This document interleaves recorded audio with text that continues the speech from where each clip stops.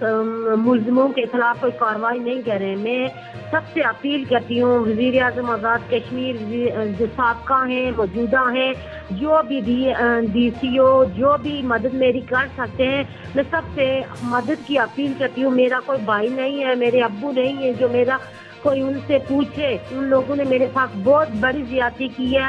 میں سب سے اپیل کرتی ہوں کہ میری زیادتی کا ازالہ کریں. اگر نہیں کر سکتے ہیں تو اللہ ان کو پوچھے گا. دیکھیں میں زیر علاج ہوں اسپتال میں ان سے اپیل کرتی ہوں کہ میرے بارے میں کچھ سوچیں.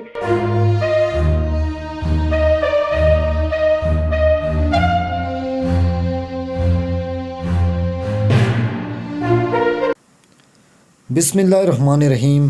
السلام علیکم. میں ہوں آپ کا میزبان عمران عباسی. آج بولتا کشمیر عمران عباسی کے اس پروگرام میں بات کروں گا بے سہارا خاتون کی، جس پہ دیور نے تشدد کیا تھا.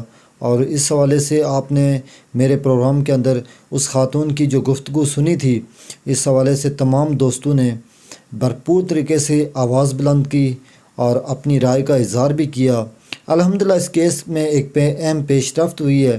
اس پیش رفت کے حوالے سے میں آپ کو آگاہ کرتا چلوں کہ میڈیا کا یہ کام ہوتا ہے کہ جب بھی کسی مظلوم شخص کے ساتھ کہیں بھی عوام کے مسائل ہوں، کہیں کسی کا ساتھ ظلم ہو جائے، حادثہ ہو جائے، تو وہاں پہ عوام کو حقائق سے آگاہ کرنا ہوتا ہے. تو کہنے کا مقصد یہ ہوتا ہے کہ صحافی کا جو کام ہوتا ہے یا میڈیا کا جو کام ہوتا ہے وہ یہ ہوتا ہے کہ جب کبھی بھی کوئی اگر وہ رپورٹ کرتا ہے تو اس کے حوالے سے عوام کو لمحہ بہ لمحہ آگاہ کرتا رہے.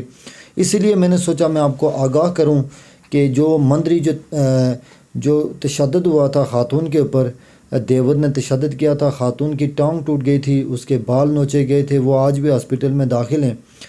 تو آپ کو بڑی خبر میں دے رہا ہوں کہ دیور کو جو ہے وہ گرفتار کر لیا گیا ہے. وہ اس وقت چوکی سالیہ میں موجود ہے اور وہاں پہ پولیس کی کسٹڈی میں اس کا ریمانڈ بھی لے لیا گیا ہے.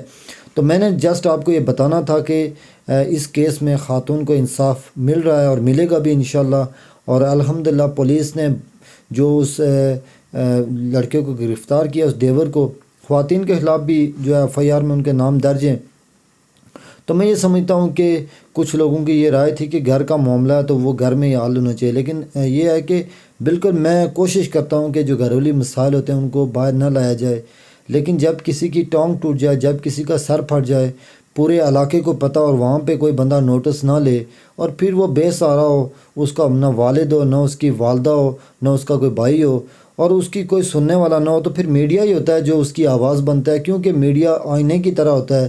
تو میری یہ کوشش ہے، میرا جو ایک نظریہ ہے کہ میں نے جس وقت میڈیا کے اندر جو حصہ لیا تھا، جب میڈیا کے اندر میں آیا تھا، تو میں نے یہی ایک عزم کیا تھا کہ میری زندگی کا جو مقصد ہے وہ قلم کا جہاد کر کے عوام کے مسائل کو اجاگر کرنا ہے اور ان کے مسائل کو حکومت کے ایوانوں تک پہنچانا ہے. اور یہ قلم کا جہاد انشاءاللہ آخری سانس تک جاری رہے گا. تو میں آپ کو یہ بتاؤں کہ اس کیس میں یہ ڈیولپمنٹ ہوئی ہے.